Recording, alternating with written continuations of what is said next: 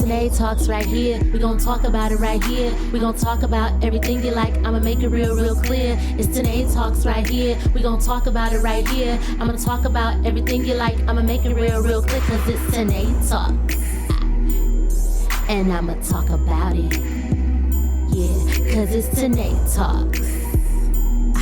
And I'ma talk about it. And welcome to this special edition of Tynee Talks. Today I will be talking about encounters with fuckboys, dating disasters. And I got two of my favorite homegirls. I got Shaniqua. And I got my girl Toya. Hey everybody. And we are going to tell you about our close encounters and actual encounters with fuckboys. Because guess what? We've all experienced one. Yes. Especially like if one too many times, especially like if you're over the age of 25, Yep. you definitely encounter some fuckboys. So first I want to tell y'all, give you a working definition of what a fuckboy is, because you may be thinking to yourself, well, how will I know if I've been dating a fuckboy? We just learned 10 minutes ago that Shaniqua was dating a fuckboy. For 3 years. And when she read this definition, y'all, it cut her deep. Right on my block. So, according to the Urban Dictionary, this is what a fuckboy is. An asshole boy who is strictly into sexual relationships. He will lead a girl on and let her down, then apologize only to ask for pics once the girl has welcomed him back into her trust. Let's put a pin right there. Raise your hand if a dude has asked you for some pics. Raise both hands if he asks you for naked pics. Did you just lift your leg? First of all, don't be asking us for naked pictures. We don't know you like that. That's the real gag. All right, so boys like this will pretend to genuinely care about the girl, but always fail to prove the supposed affection. We're gonna put another pin right there. His words don't match his actions. He giving you hella lip service out here in these streets, but he is not matching up to it. And it's like, that's a fuckboy. I don't know who's more to blame, the girl that's believing the bullshit because there's no action behind it, or the nigga that's saying this shit. As a wise commercial once said, that's a toughie.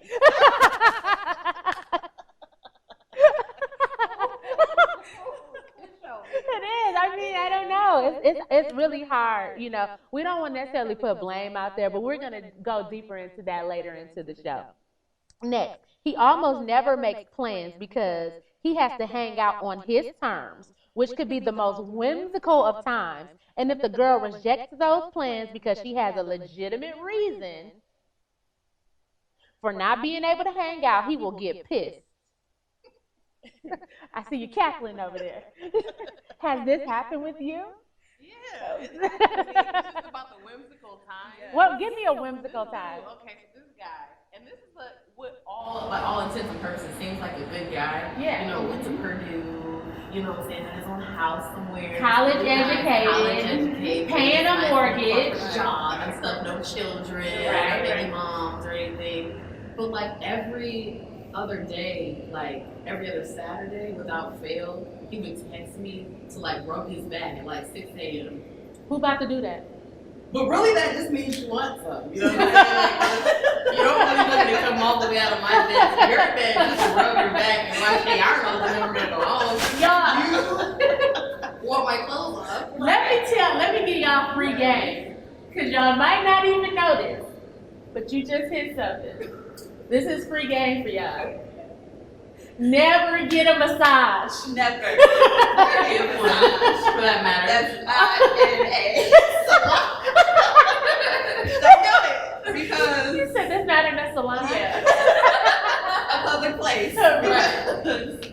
Yeah. Or get one. Or give one. Or give. Don't do it. Yeah. Do not ever in your life coupons out for that. Ask Tiffany. Come on, Tiffany. Shout out to Tiffany Haddish. I'm pretty sure she's experienced some fuckboys in her life. But you know what I'm saying? Like, don't ever just y'all at home Netflix and chilling. And you like, I know you had a long week, girl. Let me give you a massage. It's a setup, sis. It is. Run, sis. Run for your life. Yeah. But what was it before? It was like It was 6 o'clock in the morning. no. Before it was Netflix and chill, it probably had to be Blockbuster and chill. Like, let's go rent these tapes. Yeah. It had to be. A whimsical time. So I don't know if y'all heard what Shaniqua said. She said this dude was calling her at 6 a.m. to come give him a massage. So like I said, if a dude is offering to give you a massage or asks you for a massage, don't do it. It's a number one fuckboy move. But the fact that he called you at 6 o'clock, he don't care about you, sis. No. Because you need your sleep. Who? That was like his window, I guess. I don't know. Right, he was setting up his day or something. Right. Was that his window of time for you? Like, does he had you in that window and then another girl in I another never, and I window? really wasn't interested in him that way. Anyway, we were just friends. I don't know why but to me, he had an obvious fuckboy tendency. I think that if I would have engaged him and came over, then he would have definitely tried to continue it and to get whatever other benefit he got. Of course. I like that. So basically, you interfered, okay, into his fuckboy tendency. He wasn't a good one. He wasn't a good More one. fuckboys that came after. That finesse.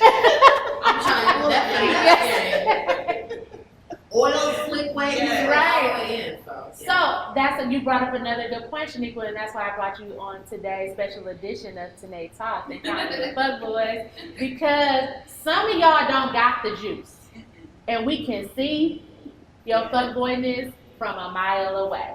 But some of y'all got that juice, and y'all just be finessing, and you, my friends, are the worst motherfucking kind. Yes.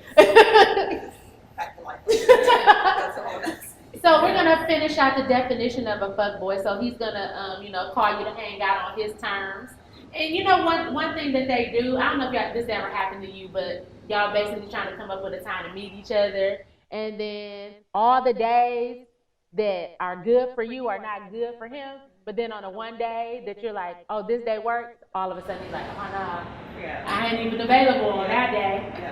Yeah. Oh, you not? Yeah. Oh, you not? Like conveniently, something instantly came up. Oh, Okay, but what was that, bro?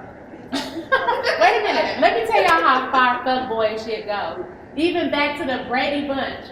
Remember when Greg was schooling Marsha and she wanted to get out of a date, and she was like, Greg, what do you usually do when you don't want to go out with a girl? Yes. And he was like, use this line. Something suddenly came up. And ever since then. 60. it's been happening for a long time. It's been happening for a long time. Ask y'all grannies. They know about a fuckboy. They got to. I ain't even about to put my family business out there. Just know that my granddaddy was out here. They come from a long line, I assure you. Right. It's a lineage of fuckboys. You have to. Do you think it's like, is it genetically passed down? Is the fuckboy tendency, is it nature versus nurture? Did they, I'm out here with the question. Is it nature versus nurture? Like, did they daddy, was he a good man, but his environment around his homeboys push him into this lifestyle? Yeah, I think so. I've seen it both ways. I've seen a guy who come from that idea of family, parents together, blah, blah, blah, that good stuff, and still be like a real fuckboy. So, like, a lot of it's the worst. Like, the worst fuckboy. Like, damn, bro. Like, You got two parents, bro. Like, two whole ones. Like, they're functioning well. What happened here? Like, what happened with you? And then you we're be siblings, brothers, and they all good, but you just like, You the worst one. And then you be really want to sit down with your parents and be like, what happened here? I do that. Oh, you do that? I do that. I'm in good graces. Like, we need to have a talk. We need to have a talk. I'm not in the family, but I need to know. But I'm trying to get in the family, but I can't because your son. Exactly. So moving on, so it says, he rejects those plans. However, if plans are made, he will bail on them. Have y'all ever been stood up on a date? Bailed out. Yeah, but I had like a last minute cancellation. Last minute cancellation, but I haven't really stood up since homecoming. Dang. Oh, that's a good one. That's a great one. Well, I'm so glad that you segued into, you know, this encounter in high school, because I was going to ask you ladies, we didn't call it fuck boys during our teen years. I just want y'all to know that we were teens during the golden era, in the 99 in the 2000s. You know, music was good, food was good, Juvenile was on the top of the charts, and Lil Wayne, Ashanti. Ashanti had her whole albums dedicated to fuck boys. So shout out to Ashanti for putting us on. But the thing was, we didn't call them fuck boys back then. So basically, we would say, like, if a dude did something to us along these lines, we'd be like, we got played. Right. He was a player. So, you know, if you could go back into, you know, the vault, and we can go back to high school, tell me a story about, like, your first fuckboy encounter in your teen years. Shaking your head. Girl, this is a goodie. Oldie but goodie. Okay, so we had a homecoming, and the theme was like celebrity couples. And so this guy that I was cool with, I rap. I still kind of do a little bit, but you know, I was like really trying to rap. She used to be known as the Fem-C. And this guy, he was like Biggie, and he kind of was treating me like his protege. And he was teaching me how to write bars, how to skip lines, and all this other stuff. And so when the whole thing came up, I was like, we should go as like Biggie and Faith. And he was like, because you like okay. it. Okay. Yeah. You know. And so my grandmother, like, I begged her to buy me this dress from Franklin's to Hollywood, which was completely inappropriate for a 16-year-old to wear. But my grandmothers are all about it. And so she absolutely went for it. And it was like this deep V red dress, old J-Lo Grammys 2000. And like I did my hair and all this other stuff, and I got stood up. But the plot twist is, he went to another school. And so when I was riding the bus, we all rode the same, not the same bus, but we all had like a transfer area. So different kids would be at the schools. And I was on this bus with this girl who was friends with his friend. Basically, she was passing out pictures of him at the homecoming with his girlfriend. What? Yeah. And I had to act like I had never seen him before when they were passing the pictures around the bus. Like, her dress was cute. I said, her dress was cute. But on the inside, you want the phone? I feel the hurt. Toya? He holds you. So, you know what? What's his name? his name is Kentry. I still talk to Kentry all the time, actually. Okay, you forgive him. Kentry, I hope you are no longer a fuckboy because you screwed my girl over. And the fact that she went and got a Fredericks of Hollywood dress to look good for you, man, you know what? That was an $80 dress. That's a lot of money for a little 16. Yeah, There's bundles and all that now. These new girls is out here. Yeah. Maybe they don't. Maybe they can school us on how to curve these dudes because they be getting dudes to buy them $800 bundles out here usually. So I don't know. No, they all of that. I don't want them to school me. I think they're using an age-old profession to get those bundles. Called prostitution. Okay, so we ain't about to be tooting over here to get back at these fuckboys. But anyway, Toya, what was your first high school encounter with a fuckboy? Yes, it was actually because my parents were like super strict, so I didn't even like date like that until I like entered college. Right. So my first like fuckboy encounter college. So you know I'm in college. I'm like, yeah, I'm gonna stay. I'm doing my thing. I'm away from the crib. You know all that good stuff. Right. So there was this little boy on campus, and he was a player back then. And I knew he was, but I was still like, oh, he's so fine. Like, Of course. I was stupid. That's what draws us in. So that's the part where us as women get sucked into your tendency. Stop looking all good. Stop looking good. Beer gang all day. Y'all probably the worst ones. I need to do like a study. Like who's the more fuckboys? Fresh face dudes or beer gang dudes? He was a fresh face back then. Fresh face was still hot back That was hot back then. Okay. Yeah, but he's a bearded man now, so I mean, he's still a fuckboy. Right. Over time. Right. He just grew and progressed to another damn thing. But so we like hanging out, and he hit me with that text about the massage. You know, back then I was a fake athlete, so you know I used to run, I was track, I used to draw these crazy shin splits. So my list was stuff. Oh yeah, I'm gonna give you a massage. Yeah, no, girl, you're not like, you're not like, just you're a fuck boy. And then like a week later, he texted me like, I don't think we should see each other anymore. And I was Wait. After you gave up the goods? After this good ass massage. Yeah, I was like, oh. And you was like, he the one, because you know, we were discussing earlier, right, about how fuckboys come to be, right? And one way they come to be this way is, and fathers out there, I just want you to know you're contributing to fuckboy culture. And girls, okay, when we were growing up, or most girls, women that grow up to be young women, they are, you know, basically groomed to be a wife. Like, you can get a PhD, you could be a neuroscientist, but it's like, you won once you get that ring and once you walk down the aisle and become a wife. It's like sold to us all the time. Like, your goal when you grow up is to become a wife.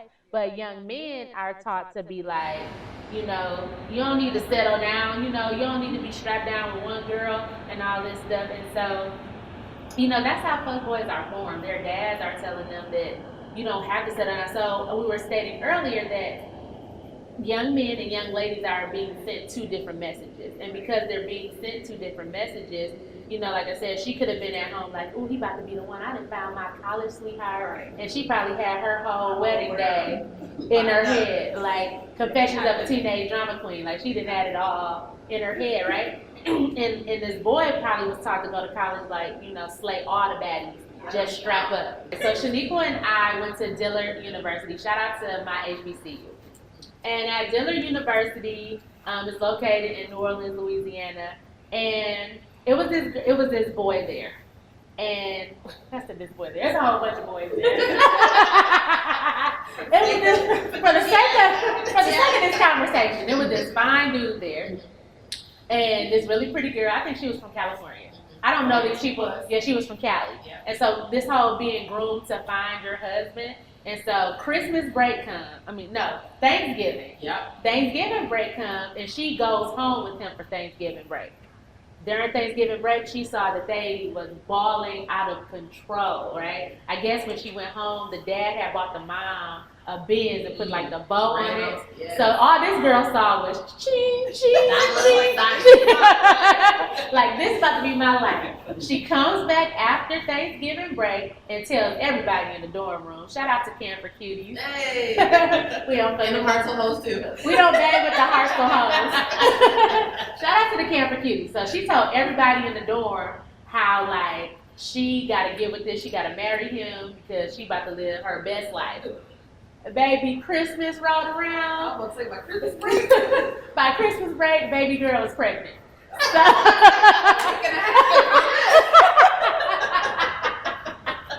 she tried. Which leads me to my next point. There could be fuck girls out there too.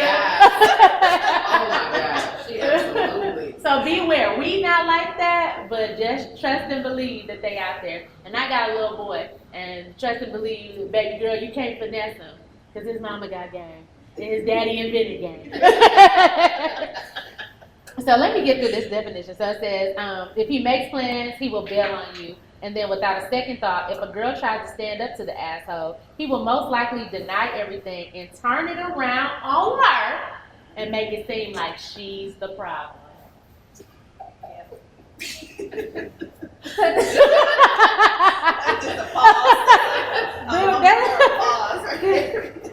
Can we have a moment of silence? They make you think like you crazy. And I forgot. I'm sorry. Let me go back because I had them share their high school fuckboy experience. Meanwhile, I didn't even share mine. High school. What a time. My fuckboy experience. I should have known this. When back then he was just a friend, and he later became my baby's daddy.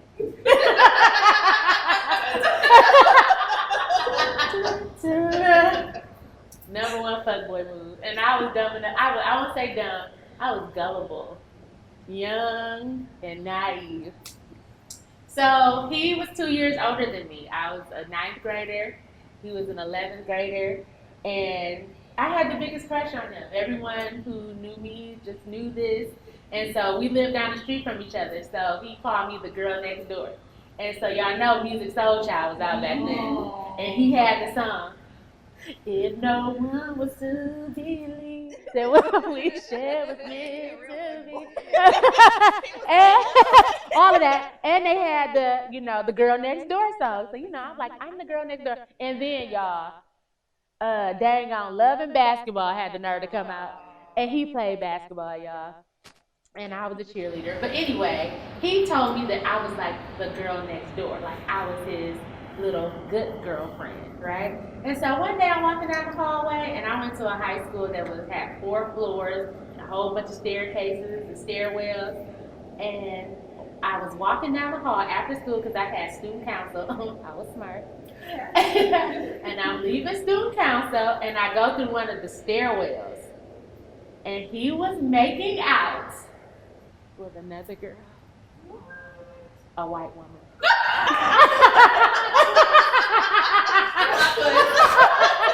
The gag. The gag is, I won't even, y'all already know how. I know. Okay. And so he saw it was like a teen movie. The tears welled up in my eyes. I immediately ran down the hallway. Oh, you said you cried? I didn't cry like right there, but later on, like I had to use public transportation back then, so I had to catch the MTA bus home, crying all the way. No, I cried. I cried on the MTA. I didn't cry in front of them because I didn't need to see. She didn't need to see me cry. And I get home and I cry to my mama. Rest in peace, mama. And I was like, it was kissing on her. And in true mama fashion, she said, he only with her because she putting out and you don't. And I said, that's right, mama. Shout out to my mama because I wasn't having sex back then, y'all. And so that was my first guy. So he came over, and this is the fuckboy part. He said, but I love you though. It was tricky. He said, I love you though, and you're my good girl. So it's like, you have to be my innocent good girl. Just fucking this girl. Get right back. First of all, y'all ain't got no sense. First of all, Jay-Z. Right. Jay-Z was a fuckboy. And right now we're going to take the time to highlight all the celebrity fuckboys. It's Tynee Talks right here. We gon' talk about it right here. We gon' talk about everything you like. I'ma make it real clear. It's Tynee Talks right here. We gon' talk about it right here. I'ma talk about everything you like. I'ma make it real clear. Cause it's Tynee Talks. And I'ma talk about it. Yeah, cause it's Tynee Talks. And I'ma